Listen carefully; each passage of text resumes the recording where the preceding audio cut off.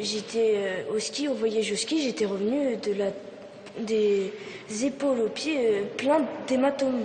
Et moi, j'ai pas compris. Et il me marchait dessus, et pourtant, il fait la taille d'un enfant de ses mains. Des fois, il m'enfermait juste pour rire comme ça dans la terrasse. Des fois, il sautait du lit en hauteur pour me sauter dessus. Des fois, ça faisait très mal. Et après, il a commencé à traiter ma mère juste pour voir ce que j'étais capable. Et pourtant, je lui ai dit d'arrêter. Mais il continue. Ce matin, j'étais obligée de courir dans toute la cour pour éviter. Il me poursuivait pour me mordre. Ce matin, il m'a mordu en même. Moi, ça a commencé en 6e avec une amie que je connaissais depuis qu'on avait à peu près 2 ans. Et il s'est avéré qu'elle a commencé à lancer une réputation sur moi parce que ma maman était homosexuelle, donc je l'étais. Et moi, mon amie en est arrivé à me frapper dans les toilettes en dehors des autres. Mais quand je reviens la tête en 4 épisodes, il y a personne qui est capable de me croire au collège en me disant voilà, telle personne m'a fait ça. Je reviens avec des marques, mais personne ne me croit. Il y a 3 semaines maintenant, je me suis aperçue que mon fils subissait le harcèlement depuis le début de l'année. Il faisait des crises pour ne plus aller à l'école et il disait que de toute façon, il préférait se tuer plutôt que d'aller à l'école. En France, il y a 12 millions d'élèves. 1 400 000 seraient harcelés chaque année. Ça, ce sont les chiffres du ministère. Mais il y a aussi tous ceux qui se taisent.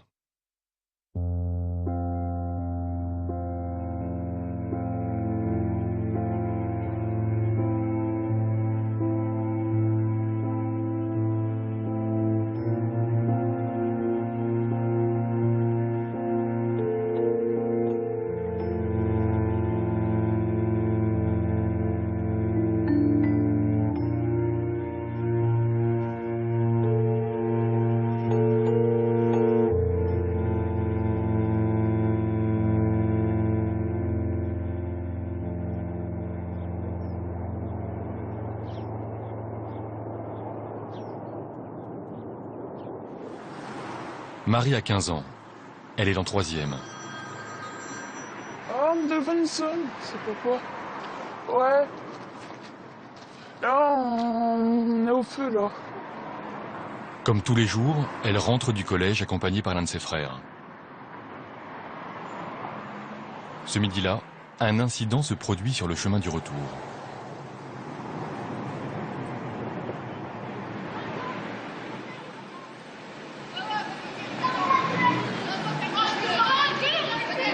Il y en a un qui était en train de rigoler avec nous. Elle a cru qu'il était en train de rigoler d'elle, mais en fait, non. Et elle est venue vers toi? Ouais. Qu'est-ce qu'elle t'a dit alors? Gueule de singe. Comment t'as réagi? Bah, c'est plutôt moi qui a réagi. Qu'est-ce que tu as fait toi? Je lui ai dit que ta gueule grosse. Comment tu te sens? Ben... j'ai envie de l'attaquer. Ça arrive souvent ça? Ouais. Ça a commencé quand, les problèmes à l'école? Depuis un 5e. Et là, t'es en quelle classe? En 3e. Et ça a commencé comment? Par des insultes. Après, c'était par en train de me taper. On t'insultait, on te disait quoi? Tête de singe, crapette. Pourquoi on te traitait comme ça? Je sais pas. Ouais, j'espère que demain, elle va pas venir t'attraper parce que sinon... Oh, bah t'inquiète, elle s'en mangerait une... Et j'avais envie de la balayer. Ça n'a l'air de rien. Des moqueries, des insultes, des chamailleries entre gosses. Il paraît même que ça a toujours existé. Marie se fait traiter, comme elle dit, presque tous les jours depuis des années. Dans la rue, dans la cour. Mais à 15 ans, pas facile d'en parler. Est-ce que tu l'as dit à tes parents tout de suite? Pourquoi? Parce que j'avais peur qu'ils pensaient que c'était moi qui commençais. Et pourquoi tu en as parlé? Pour m'aider. Parce qu'avant, t'avais pas besoin d'aide? Si. J'ai pas réagi tout de suite. Je me suis pas aperçue de ce que mon enfant subissait. Et on a eu la chance qu'elle s'est quand même exprimée. Ouais, c'est déjà pas mal. C'est déjà le bon point. Mais bon, elle se sent rabaissée. Elle a perdu la confiance en elle. Face à la souffrance de Marie, ses parents prennent contact avec l'école. Plus de 10 rendez-vous en 4 mois. Sans succès. Impression pour eux que la parole de leur fille n'est pas entendue. Pourtant, sur les réseaux sociaux qu'elle consulte quotidiennement, le harcèlement est manifeste. Ok, je peux dire ce que j'aime chez toi? J'aime les singes. Il s'est foutu de ta gueule. T'es pas son genre. En plus, sans te vexer, il sort qu'avec des belles filles. Il t'a demandé pour se moquer. Hé, la pute! Elle a quitté.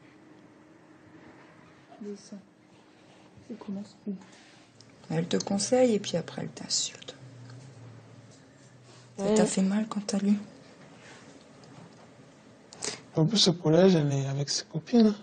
Et pourtant, elle ne m'insulte pas, c'est le seul problème. Il y en a qui le font en cachette. Hein. Et pourquoi là tu réagis? Tu leur réponds.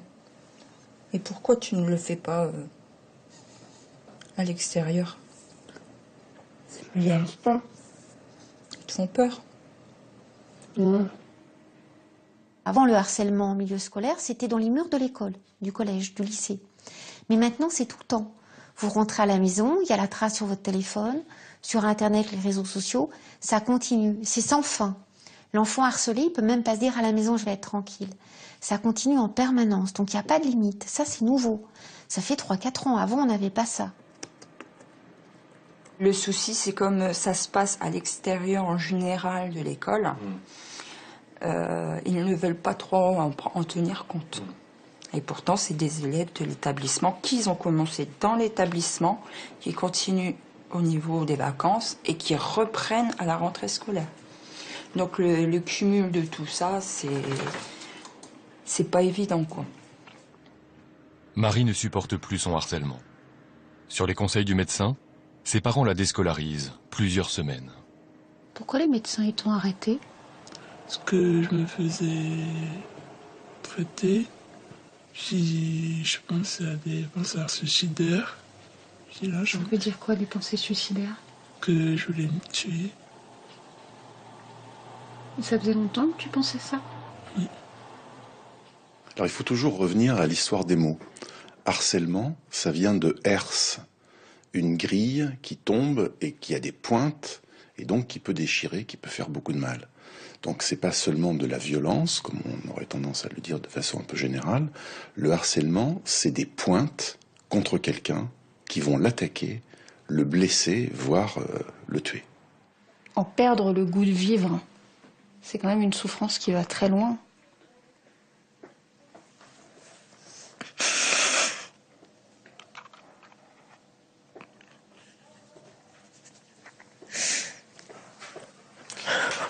Arrête de me faire pleurer.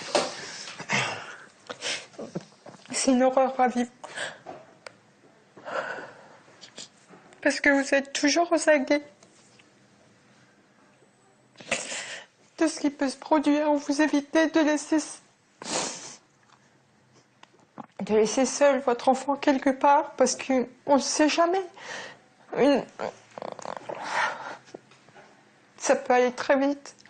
Moi, quand on a sorti cette phrase, pendant plusieurs jours, je ne dormais plus.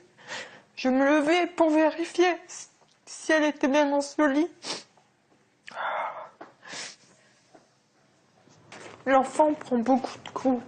Nous, on essaye de résister devant l'enfant pour éviter qu'elle culpabilise. Encore plus, on essaye de lui remonter le moral.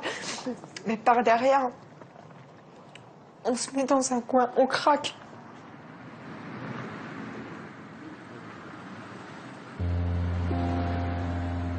Depuis janvier, Marie a repris le chemin de l'école.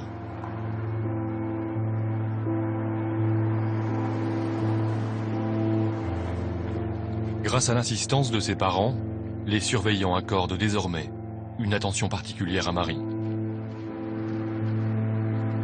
Le harcèlement semble avoir diminué, pour le moment.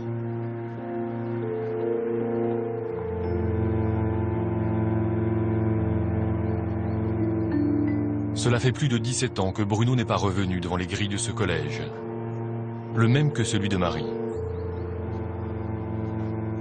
Et pourtant lui aussi a vécu cet enfer, le harcèlement. Un phénomène vieux comme l'école. Ouais, j'ai l'impression que je vais aller en cours. Là. Et ça me terrorise un peu. Ça me terrorise un peu. J'ai l'impression d'avoir 11 ans là, c'est... J'y suis, c'est là. C'est super difficile, mais bon. C'est dur. Dès les premiers jours de 6e, Bruno devient le souffre-douleur de ses camarades. Un calvaire qui prend fin 4 ans plus tard. Bruno traversera cette épreuve sans dire un mot. Aujourd'hui j'en parle, mais il y a quand même de la gêne derrière, il y a quand même... Enfin voilà, c'est pas si évident que ça, quoi, de dire j'ai été victime, parce que c'est ce que j'ai été, quoi. J'ai été victime. Et c'est vrai qu'aujourd'hui, c'est pas évident d'en parler, c'est gênant, mais... Qu'est-ce qui vous gêne aujourd'hui encore? Mais le fait de ne pas avoir su me défendre, de pas avoir parlé plus tôt, de pas avoir trouvé de solution, parce que je me dis que qu'après moi, des Bruno, il y en a eu plusieurs, quoi. C'est voilà, quoi, c'est de pas avoir trouvé de solution pour les autres et de pas avoir agi. Et quelle était la fréquence de cette violence? Quotidienne, mais quotidienne. Enfin, il n'y avait pas d'instant de répit. On m'a pris mon cartable, on me le lance du 3e étage, donc après il faut récupérer au rez-de-chaussée dans l'état où il est, ou la cour de récréation où il fallait se sauver. C'était devenu un jeu de survie, quoi. C'est quand on vous dit on va faire un jeu, je vais t'étrangler, tu vas tomber dans les pommes. Enfin voilà, quoi. Et c'est ce qui se passe. Et quand un professeur me découvre comme ça allongé à terre, elle me dit dépêche-toi d'aller en récréation. Voilà, ça se limite à ça. Voilà, quoi. C'est d'une rare violence.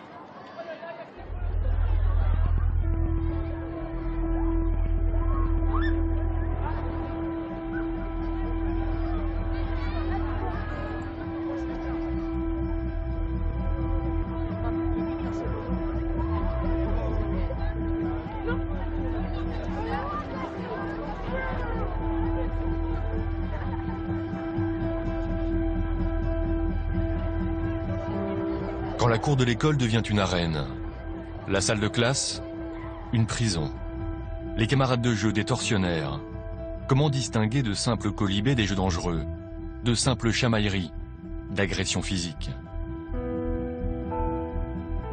Pour ces victimes de harcèlement, l'école est loin d'être un lieu de paix.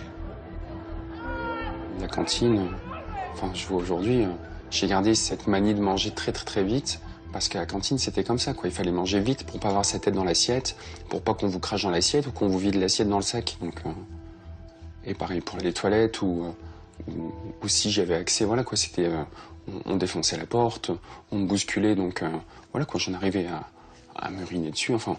Donc, c'est tout. J'allais plus aux toilettes. Les toilettes, les vestiaires, les couloirs, la cour, la classe, le réfectoire. Chaque lieu a ses codes, ses angoisses, ses souvenirs. Et après, ça a été plus de l'attaque psychologique, quoi, où on vous fait dire que vous êtes rien, quoi, dans d'autres termes, quoi. Quand toute la journée on vous dit t'es une merde, t'es une merde, t'es une merde, vous l'assimilez, vous perdez confiance en vous, enfin voilà, quoi. Et c'est pareil, ça aussi c'est des choses qui restent. Le manque de confiance en soi, tout ça, c'est resté de nombreuses années. C'est resté de nombreuses années. Le harcèlement, il doit se définir aussi par ses conséquences. Premièrement, décrochage scolaire, y compris des bons élèves. Mais c'est aussi l'absentéisme. Est-ce qu'on dit suffisamment que 20 à 25% des enfants absentéistes chroniques, qui ne vont plus du tout à l'école, n'y vont plus à cause du harcèlement? Deuxième chose, deuxième conséquence, on les connaît très bien, sont les conséquences en termes de santé mentale. Perte d'estime de soi, dépression, et dépression à très long terme. C'est-à-dire qu'un enfant harcelé, dépressif, fera souvent un adulte harcelé, dépressif, quelquefois 30 ans après. J'ai rencontré, par exemple, un chauffeur de taxi qui n'osait pas sortir de son taxi. C'était sa seule zone de sécurité, parce qu'il avait été harcelé quand il avait 18 ans. Bon. C'est aussi des conséquences, bien sûr, qui peuvent être encore plus dramatiques, hein, les tentatives de suicide, les suicides, hein, et ça, c'est donc, bien entendu, essentiel. À la fin du premier trimestre de sa 6e, Bruno avale une boîte de somnifères. Il est conduit à l'hôpital. Sa vie n'est plus en danger. Interrogé par ses parents, mais aussi des psychologues, il n'avouera jamais les raisons de son geste. À ce moment, ses proches ne savent toujours pas ce qu'il vit à l'école.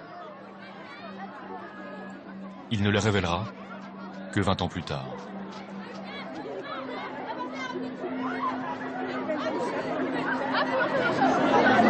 C'est encore douloureux pour vous aujourd'hui? Super douloureux. Ce mal de vivre, ça m'a accompagné longtemps, hein, super longtemps. Hein, où à la moindre épreuve, à la moindre déception, d'entrée de jeu, voilà quoi, ça revenait. Ça a été cette forme de mélancolie qui va vous pousser à penser au pire, mais pendant très longtemps, Bruno ne l'aurait sans doute jamais avoué s'il n'avait pas entendu parler du suicide d'une adolescente scolarisée dans le même collège que lui. C'était en janvier 2012. Elle s'appelait Pauline. Pauline.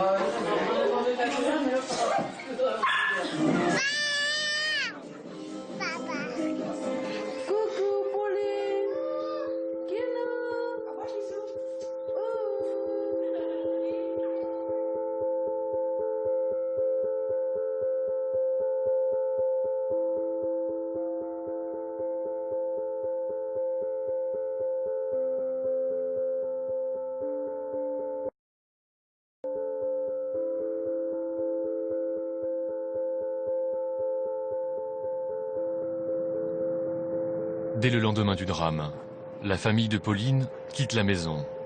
Presque rien dans leur valise. Quelques vêtements et un début d'explication. Des témoignages de parents et d'élèves du même collège que Pauline, déposés spontanément dans la boîte aux lettres. J'ai été informée par mon fils des sévices que subissait Pauline. Insultes, crachats, croche-pieds, cela à plusieurs reprises. On lui tirait les cheveux très fort, on lui donnait des coups de poing dans le ventre, certains lui crachaient au visage. Elle a traîné par terre et lui a mis des coups de pied. Ils ont dit à Pauline, va crever. Elle se faisait insulter de pute, salope, connasse, que sa mère était une chienne et une grosse conne. Pauline s'est souvent plaint et m'a confié vouloir se suicider.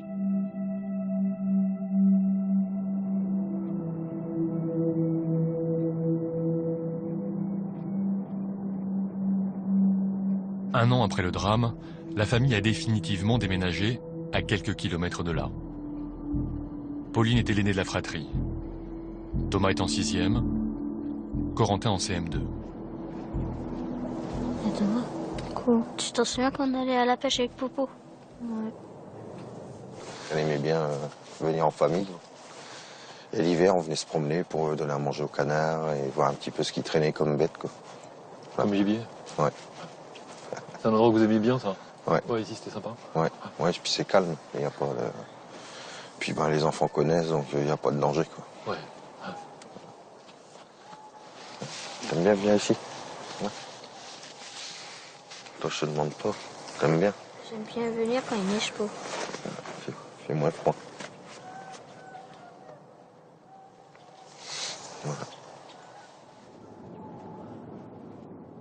Une année de deuil pour la famille. Une année à essayer de comprendre le geste de Pauline. Pour eux, tout commence lors de son entrée en 6e. Ça a été vraiment bien jusqu'à mi-septembre où elle nous a dit l'ambiance est pas bonne, on se moque de moi. D'ailleurs, c'est lors d'un devoir où on s'est rendu compte que ça n'allait pas, parce qu'il fallait qu'elle explique à son ancien professeur sur une lettre, ce qui se passait au collège. Et moi, quand j'ai lu son devoir, sur le devoir, c'était on m'embête tout le temps, on me frappe, on me crache dessus. Moi, j'ai dit, Pauline, tu peux pas dire ça dans ton devoir, il va être lu par ton nouveau professeur. Et parce que moi, je pensais que c'était plus des embêtements qu'autre chose. Donc, c'était le début, ça. Et là, nous, on s'est rendu compte que ça n'allait pas, donc on a commencé à faire attention. À ce moment-là, elle en parlait assez librement. Mais elle nous disait juste qu'on l'embêtait. Elle nous disait qu'on m'embête, on me crache dessus, à la cantine, je peux pas manger tranquille. Ça, elle nous le disait. Moi, je lui ai dit, écoute, défends-toi quand même, si vraiment ça continue, défends-toi quand même. Et le problème, c'est que Pauline s'est défendue. Et après, au lieu d'être deux filles qui l'embêtaient sans arrêt, c'est devenu une meute de filles. Donc le problème a pris de l'ampleur, en fait. Octobre. La mère de Pauline alerte le collège. Début novembre, Pauline rentre à la maison couverte d'égratignures. Elle raconte à ses parents qu'elle a été traînée à terre. Sa mère se rend une nouvelle fois au collège et menace de porter plainte. Le professeur principal a décidé de faire un briefing dans sa classe d'éducation civique pour parler de la tolérance et du harcèlement. Et suite à ça, on s'est revus et il m'a dit bon ça sert à rien de porter plainte. Les jeunes filles étaient consternées. Elles ont dit qu'elles allaient arrêter. Elles ont bien compris. Et on avait eu dans le carnet de correspondance un mot comme quoi les problèmes de Pauline étaient résolus. Et à partir de cette période-là, c'est vrai que Pauline, quand on nous demandait comment ça va à l'école, ça va. On avait été rassurés. Elle n'en parlait plus. Pour nous, ce problème-là était terminé, le problème d'harcèlement. À cette période, les parents de Pauline pensent que le collège a réussi à mettre fin au harcèlement de leur fille. Jusqu'en décembre, l'adolescente n'abordera plus le sujet avec sa famille. Personne à la direction de l'établissement ne souhaite s'exprimer sur le sujet. Lors d'un rendez-vous avec un membre de l'équipe pédagogique, filmé en caméra cachée, une réponse très différente est donnée. Avant le décès de Pauline, on n'a jamais traité de problème de harcèlement avec Pauline. C'est-à-dire qu'on était sur les problèmes familiaux. On a agi sur le malaise, on a agi sur les trucs comme ça. Moi, quand j'ai croisé Pauline, jamais elle m'a dit « je suis harcelée ». Jamais elle m'a dit « on me tire les cheveux ». Jamais on me bouscule, jamais on me frappe. C'est ça. Les responsables de l'établissement avaient connaissance du mal-être de Pauline. Un mois avant les vacances de Noël, elle aurait même tenu en classe des propos suicidaires. Mais selon eux, la souffrance de la jeune fille n'est pas liée à l'école. Nous, on n'avait qu'une crainte, notamment au mois de décembre, c'est qu'elle se suicide dans notre établissement. Très clairement. Et qu'elle aille dans les toilettes et là-dessus. Donc au moment des récréations, il y avait toujours un assistant d'éducation avec elle, notamment au mois de décembre. Avant, depuis le 1er décembre, Pauline, jamais toute seule. C'était la consigne. Pauline s'est définitivement terrée dans le silence. Les vacances de Noël arrivent et l'affaire semble enfin réglée. Elle était comme à son habitude. Elle exprimait vraiment la joie de vivre en fait. Elle était toujours joviale, toujours souriante, légère. Oui, parce qu'à 20h30, quand je lui ai dit ce soir-là, Pauline, faut te coucher demain à l'école, elle m'a regardé, elle m'a dit, bah non papa, il y a encore une semaine de vacances. Je fais, non Pauline, cette année, il y a moins de vacances, ça reprend demain. Et là, j'ai vu un changement, j'ai vu sa figure, plus de sourire, parce que Pauline avait le sourire tout le temps, et là, plus de sourire. Et donc à 8h30, tout le monde a été se coucher, et une heure et demie après, ils sont redescendus. Thomas, l'un de ses frères, descend les escaliers. Il entend un coup de feu et voit sa sœur tomber.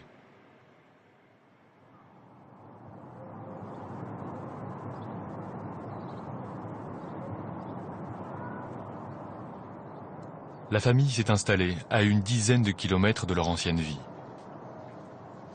Viens, on va au chocolat. On n'a jamais vu ça. Faut pas les faire trop tard, tes devoirs. Moi, ça va, c'est de la géo. Moi, j'aime bien la géo. C'est en fait, t'as un château, un trait, et tu leur copies les châteaux sur les carrés. Oh, c'est facile. Moi, j'aime bien. Oh, la symétrie. Clac. Quelques jours après le drame, la famille de Pauline décide de porter plainte contre le collège. Si j'ai porté plainte contre l'établissement, c'est dans le sens où je juge qu'ils n'ont pas fait ce qu'il a fallu. Ils nous ont désinformés. Ils nous ont pas, quand ça a été mal après, ils nous ont pas dit oui, mais peut-être que Pauline, alors comment ça se passe avec tes camarades? Est-ce que tu t'es encore fait agresser, par exemple? Non. La police particulièrement nous a dit oui, mais faut pas chercher un responsable, c'est la faute à pas de chance. Elle était certainement dépressive, ce qui arrive souvent à cette période. Donc, c'est-à-dire l'adolescence et le passage au collège. Mais Pauline, quand elle était avec nous, elle ne montrait aucun signe de dépression. Personne dans la famille n'a dit faites attention, Pauline, ça va pas, allez, je l'ai trouvé bizarre. On nous a orientés vers mais cherchez chez vous, ça doit venir de chez vous, il y a quelque chose chez vous qui fait qu'elle va mal. Ça faisait 3 ans que je connaissais Pauline. Pauline, c'était une fille toujours souriante. On a eu beaucoup de joie. Jusqu'au jour où elle est entrée au collège. Je l'ai vue, elle était plus pareille. Je connais Pauline depuis la primaire. Pauline était une fille tranquille et sans histoire. Quand elle est rentrée au collège, tout a commencé. Il y a un groupe de grands qui l'insultaient, tapaient pour aucune raison, face de rat, garçon manqué, mal habillé, qu'elle n'avait rien à faire au collège. Quand je vois tous ces témoignages d'enfants qui disent « on a vu Pauline se faire tirer les cheveux, on a vu Pauline... se faire traîner par terre. Traîner par terre. On a vu Pauline qui est allée à l'infirmerie parce qu'elle a pris des coups de poing dans le ventre. » Les témoignages sont des faux témoignages, selon vous? Alors, non. Non, parce que... Tous les témoignages qu'ont recueillis la famille de Pauline. Voilà. Alors, on a une fille qui était en mal-être, très clairement, et on n'a pas pu éviter le passage à l'acte. Moi, je dis qu'en revanche, en tant que professionnel de l'éducation nationale, j'ai fait le travail que j'avais à faire et je ne vois pas ce que j'aurais pu faire de plus. Savoir ce qu'elle a subi, de ce qu'elle a dû garder en elle, parce qu'elle devait avoir un chagrin monstre, et de garder ça en elle, de ne pas l'exprimer, de partir dans cette... sans dire au revoir, sans venir chercher un câlin, sans venir chercher... Ça, moi, c'est ce que j'ai le plus de mal à... Elle a pas appelé au secours. Elle est partie en silence, en fait. Elle a pas cherché à ce qu'on la rassure, à essayer quoi que ce soit. Pour elle, il fallait que ça finisse, qu'elle ait pu à y retourner.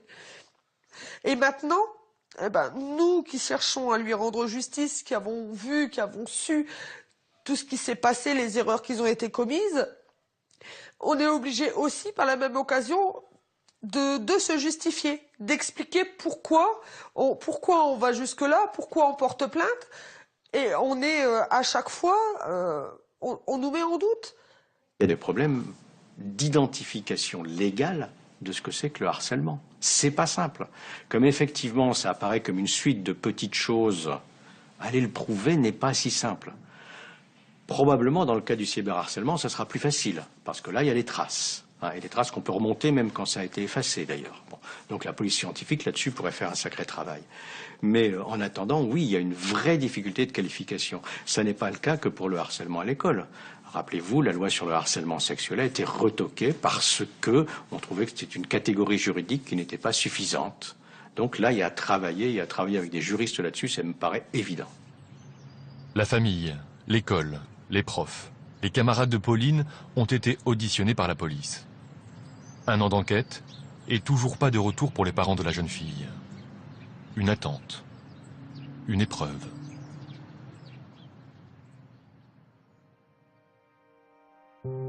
Difficultés juridiques. Difficultés aussi au sein même des écoles pour reconnaître le harcèlement. Le déni parfois. Comme si le problème n'était pas suffisamment grave pour être pris au sérieux. Les premières assises sur le harcèlement à l'école ont été organisées par le ministère de l'Éducation nationale en avril 2011. Le phénomène en France a été fortement nié pendant des années. Alors que dans d'autres pays, en particulier en Europe du Nord, ça fait plus de 40 ans qu'il y a des programmes, qu'il y a des recherches là-dessus. Donc il a fallu très longtemps. Pourquoi avoir attendu si longtemps? Eh bien, je crois qu'il y a une certaine proximité entre le thème du harcèlement et le thème de la violence à l'école. Et en France, on a toujours voulu voir la violence à l'école pendant de longues années comme une violence d'intrusion, comme une violence qui venait de l'extérieur et qui était une violence délinquante. Si bien que tout le thème de la violence à l'école a été traité comme un thème de sécurité publique. Or, quand on fait des enquêtes précises, on sait que 98%, 99% des faits de violence sont des faits de petites violences répétées qui touchent environ 10% des élèves, surtout 5% en réalité de manière sévère, et qui est du harcèlement entre pairs dans les écoles. C'est une vraie révolution culturelle de penser la violence à l'école, non plus simplement par le biais de la sécurité et par le biais de la violence extérieure, mais bien par une violence entre pairs. Pour le ministère de l'Éducation nationale, sa priorité, c'est sensibiliser le personnel, son cheval de bataille. Les profs, les CPE, mais aussi les directeurs d'établissements, de primaire, de collège et même de maternelle. Roselyne Venot et Karina Gégou sont formatrices au rectorat de Versailles, en prévention et traitement des violences scolaires. Ce matin, elles s'adressent à un parterre de directeurs d'écoles primaires. On reçoit beaucoup de courriers de parents où il y a une rupture entre l'école et les parents qui ont le sentiment de ne pas être écoutés, de ne pas être crus. Donc ce qui est important, c'est d'abord d'écouter, mais vraiment, c'est-à-dire laisser dire, pas être déjà sur la défensive où on se sent attaqué dans sa posture de directeur ou directrice. C'est pas forcément la démarche du parent qui est inquiet. Il a le droit d'être inquiet. Je suis sûre que vous êtes en train de penser à quelqu'un en particulier. Alors l'objectif de la matinée, connaître, reconnaître, traiter et signaler le harcèlement. Si les directeurs croient déjà tout savoir, en matière de harcèlement, ils retournent sur les bancs de l'école. Et Roselyne Venot, ex-commandant de police de la brigade des mineurs, ne va pas les ménager. Petit rappel de base, ne pas oublier que le harcèlement se passe derrière leur dos.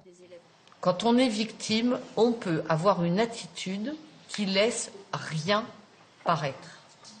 Et on fait, voilà, on se met une carapace, on se blinde. Et d'ailleurs, il y en a plein, vous avez plein d'enfants qui disent « Ah non, mais moi ça va, je m'y suis habituée. Ah non, mais c'est moins grave qu'avant. » Il y en a plein qui disent ça, c'est pas tolérable. La responsabilité de l'école est également mise en cause. Toujours se remettre en question.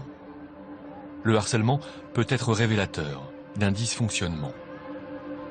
Parfois, la surveillance de la cour de récréation mérite d'être questionnée, d'être réactivée, réorganisée. On peut le voir de temps en temps, quand on arrive à certains moments, hein, d'avoir des adultes qui sont regroupés dans un coin, qui tournent le dos à la cour de récréation.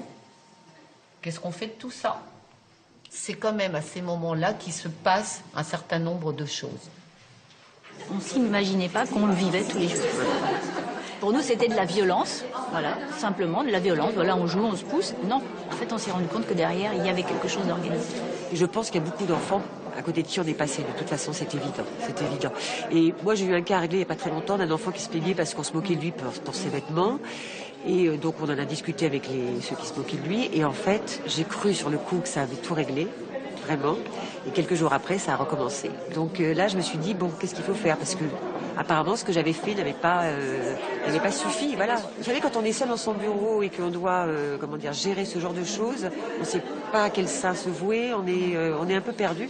Et là, on se dit, bon, on est beaucoup de directeurs à être comme ça. On sait qu'il y a beaucoup de directeurs d'établissement qui se sentent un peu désarmés face à ça et pas entendus. Moi, je crois. Pourquoi est-ce que le ministère lui-même parle de déni du harcèlement?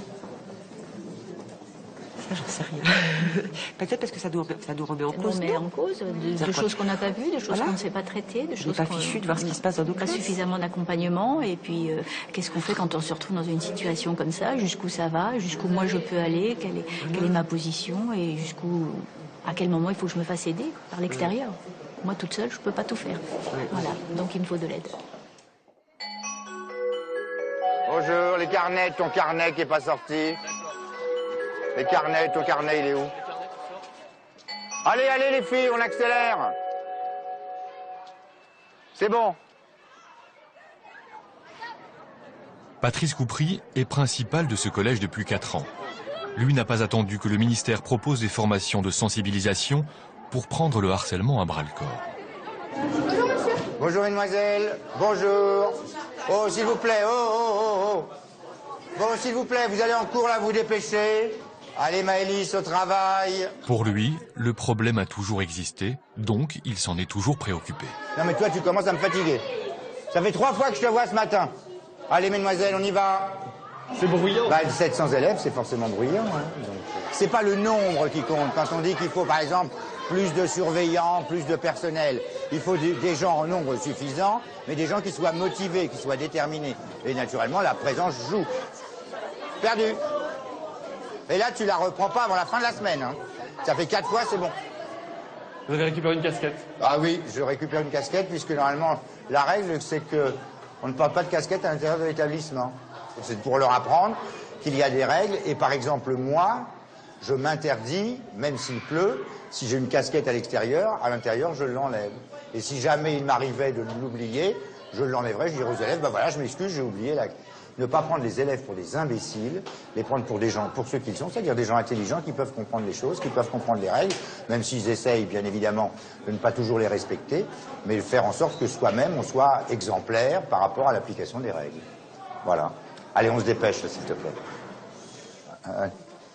Donc, on va déjà passer à la vie scolaire. La vie scolaire permet de voir un petit peu, c'est les élèves qui sont exclus, pour les temps de permanence, etc., voir un peu Le pouls. Hop, un petit mouvement, s'il vous plaît, mademoiselle. Bonjour, asseyez-vous. Celui-là, il est encore là, pour quelle raison? Parce qu'il a été exclu de cours, il arrive un peu tard. Non, mais ça n'arrête pas. Ta sucette, c'est pas une sucette que t'as, non, c'est ton stylo. Très bien. Et pourquoi tu t'es fait confisquer ton portable? Parce qu'il a sonné et j'ai oublié d'éteindre. Bah oui, donc tu reconnais que t'étais fautive. Alors c'est bien. Si tu reconnais que t'étais fautive, c'est très bien.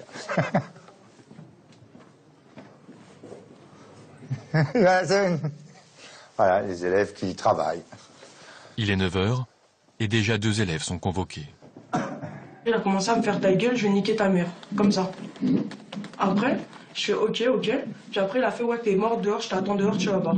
Après, il m'a attendu, après, je sais pas. Donc c'est dehors qui t'a frappé? Bah, en sortant de là. Oui, d'accord. Alors donc c'est vrai ce qu'elle te dit ou pas? T'as bien dit? J'ai pas dit, dans la classe, j'ai pas dit, je vais te niquer ta mère.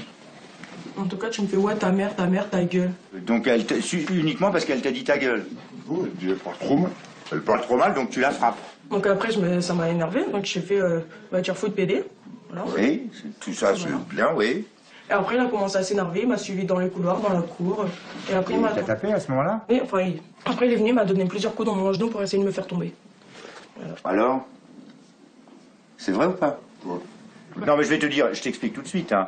Moi, j'ai eu un coup de fil de sa maman qui envisage de porter plainte auprès de la police. Donc voilà, je crois que ta mère, que j'ai déjà vue plusieurs fois, a déjà suffisamment d'ennuis pour pas en avoir en plus des ennuis supplémentaires. Alors maintenant, qui t'est tapé, effectivement, c'est totalement inadmissible, je vais revoir ça.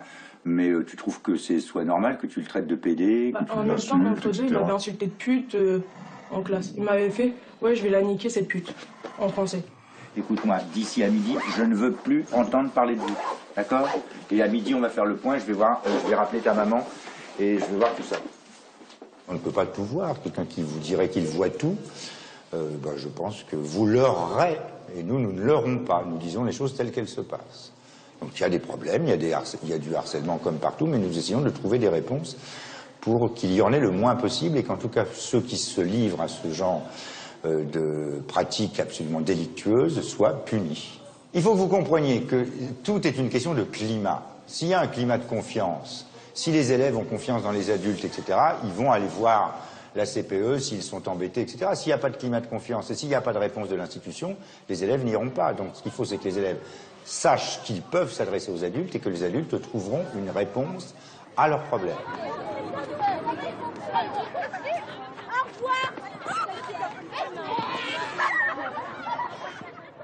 Ils sont en train de faire les cons avec les béquilles. Oh! S'il te plaît! Tu lui rends la béquille!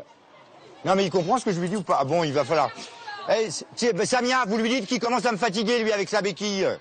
Ton sac, il est où, toi? Conscient de ses limites, Patrice Coupry a tenu à faire suivre à ses équipes et à lui-même les formations du ministère. Aujourd'hui, les conseils de discipline se comptent sur les doigts d'une main. Il en faisait passer une vingtaine à son arrivée. Ah, un baccalauréat, montre-moi ton baccalauréat. Il a obtenu du rectorat de Paris le label Lutte contre le harcèlement.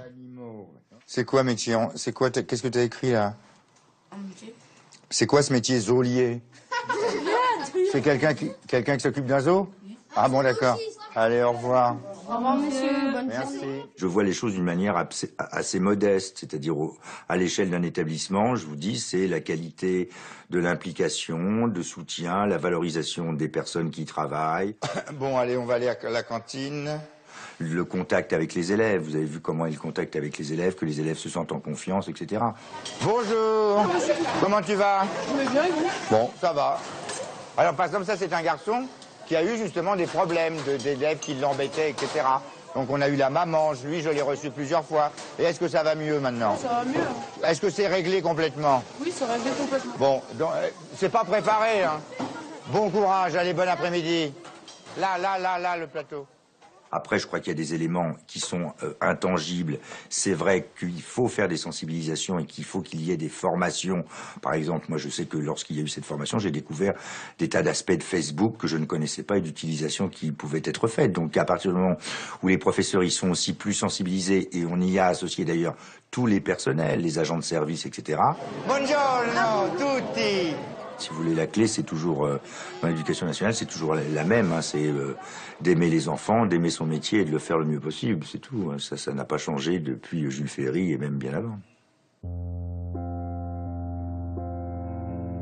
Lutter contre le harcèlement, bien plus qu'une simple question de formation.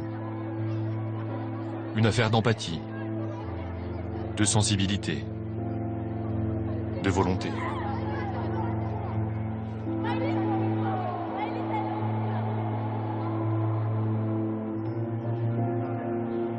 Jonathan a 18 ans. Il a passé ses 2 dernières années à l'hôpital, service des grands brûlés.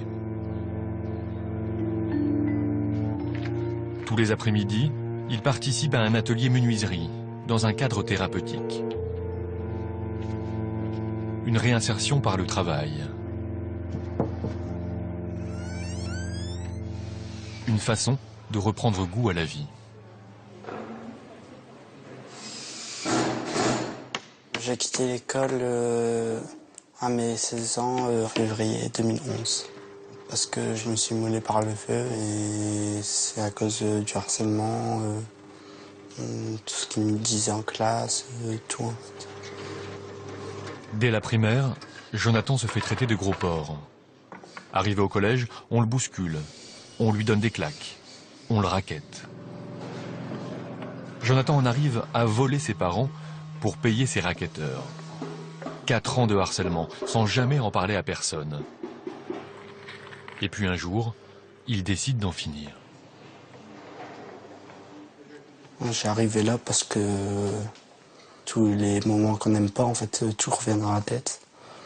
Et à force, on sait plus quoi faire, en fait. Pour moi, il n'y avait plus d'autre solution que ça. C'était une obligation.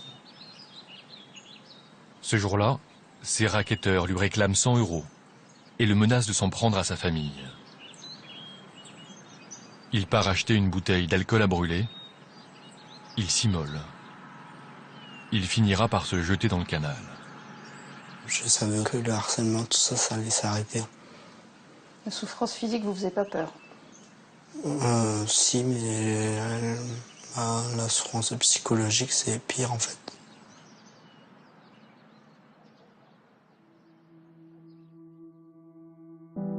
Au départ, l'histoire de Jonathan nourrit les colonnes des rubriques faits divers.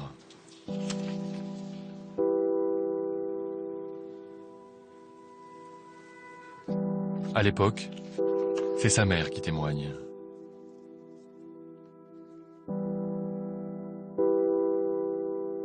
Aujourd'hui, Jonathan et sa famille utilisent la presse pour faire de leur histoire un électrochoc.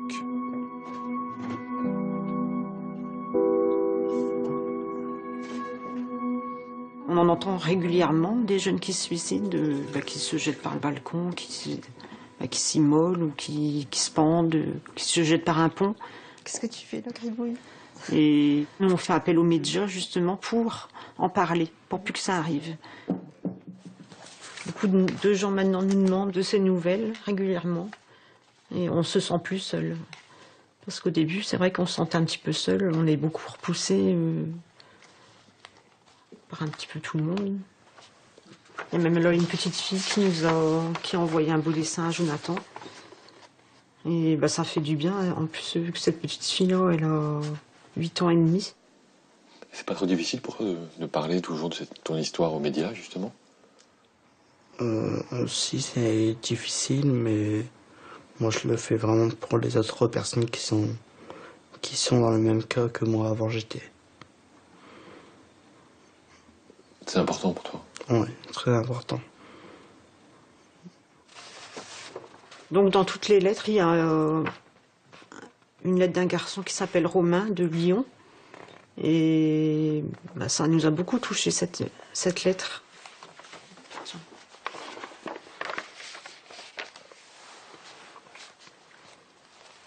Bonjour Jonathan, je m'appelle Romain, j'ai 21 ans et je suis adolescent étudiant sur Lyon. Je me permets de t'écrire cette lettre car je viens de faire ta connaissance en regardant l'émission. On est dimanche et devant la télé, Tu m'as profondément touché et bouleversé. J'ai pendant de longues années au collège et au lycée été populaire. Et je viens de me rendre compte qu'on a pu être, ces élèves moqueurs, à harceler à de longueurs de journée des élèves qui restaient dans leur coin, seuls, car on les croyait différents. Alors devant ton histoire, je me suis effondré en larmes, culpabilisant pendant des années d'avoir été aussi méchant avec certains, et surtout en groupe. Aujourd'hui j'ai grandi, on grandit tous, et je réalise la chance que j'ai eue d'avoir une enfance facile. Tu es exceptionnellement fort et courageux, et ce qui t'arrive, la vie te le rendra, j'en suis sûr. Je ferai tout de mon côté afin de te transmettre tout le bonheur que je pourrai. C'est bien la première fois que cela m'arrive. Et content que cette lettre soit pour toi. Que cette lettre soit pour toi. En espérant une réponse de ta part.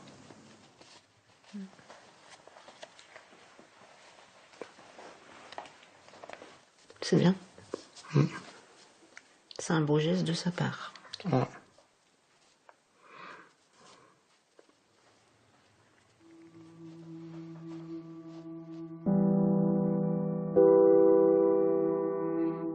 Une lettre comme une main tendue. Témoignage courageux d'un jeune repenti. L'internat, on se fait vraiment pas de cadeaux. Moi, je suis arrivé en 5e à l'internat. Pendant un mois et demi, j'ai été moi-même, comme tous les 5e qui venaient d'arriver dans cet internat, on était victimes de moqueries, on se faisait chahuter par les plus grands, parce que je pense que c'est dans tout internat de France qui est comme ça. Du coup, on se dit, après, quand on grandit, qu'on arrive en 4e, 3e, on s'impose en faisant des bêtises, en se moquant des autres, et c'est comme ça qu'on survit à l'internat, ouais. En étant populaire, en étant connu, en se faisant respecter. C'était une manière de rester, de rentrer le week-end serein, de repartir lundi, pas la boule au ventre, et en étant limite content de revenir à l'internat, puisque finalement, on était aimé de tout le monde. Donc, mais je pense qu'il y en a d'autres, lundi matin, ça devait être dur. Ouais. Les autres 5e, justement, qui restaient dans leur coin, ont pas mal ramassé, ouais, si je peux dire. Ouais. Des personnes qui étaient par exemple costauds, qui n'avaient pas le même physique que nous, on allait les traiter de gros porcs ou gros sacs, ou des élèves qui avaient par exemple qui sentaient pas très bon, peut-être pas leur faute aussi, tu pues, va te laver, casse-toi, enfin. Est-ce que votre popularité finalement vous l'avez construite sur ce type de... En écrasant les autres, de dire moi c'est moi le plus fort, et du coup après tout le monde n'a pas peur de nous, parce qu'on a toujours plus fort que soi, mais c'était plus moi je te rabaisse et je fais rire les autres, et du coup je suis plus fort que toi. Est-ce que ça vous procurait du plaisir de faire ça? Au fond de moi, je me disais pas le soir en rentrant, quel plaisir de se moquer de lui, quoi. Mais c'était plaisir, je pense, sur le moment. Faire rire les filles, au collège on a 14 ans, on découvre les filles, etc. Mais c'est grave de dire ça, parce que plaisir de faire mal aux autres. Vous vous sentez coupable aujourd'hui de ce que vous avez fait à cette époque-là? Coupable. Oui, je me sens coupable d'avoir fait des actes comme ça au collège, de m'être moqué des élèves ou autres. Alors après, il n'y a pas eu vraiment de répercussions par rapport à ce qu'on faisait. On n'a jamais eu, nous, des histoires comme ça où l'élève a craqué ou autre. Mais je pense que ça aurait été plus loin, je m'en serais voulu même toute ma vie, ouais. Ce qui est, je pense, normal, quoi. J'espère que tout le monde en prend conscience.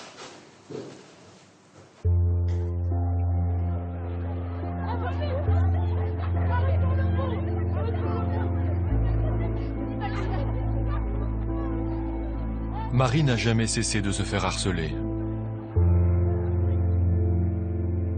Après les insultes, les coups. Elle souffre d'une entorse.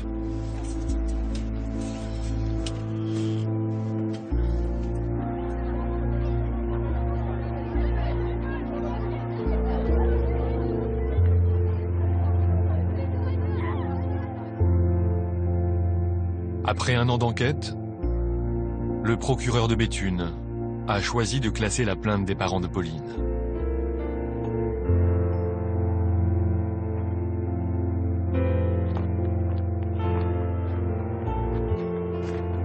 En France, le harcèlement à l'école n'est pas reconnu comme un délit.